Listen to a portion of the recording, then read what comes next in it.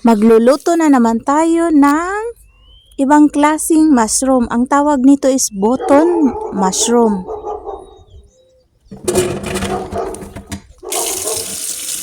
Slice natin ganyan, tapos hugasan natin bago natin siya lutuin.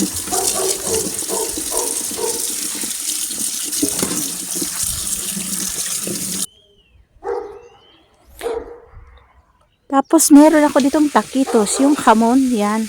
Konti lang, panglasa lang.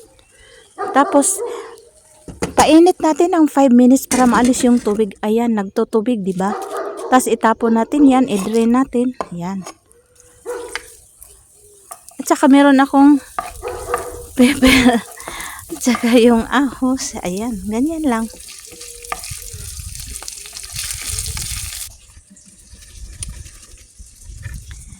Ayan, isunod natin yung hamon. Tapos yung red pepper.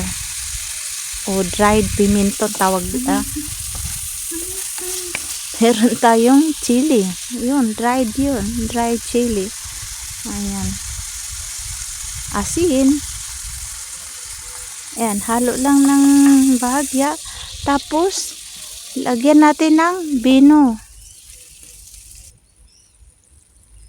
White wine.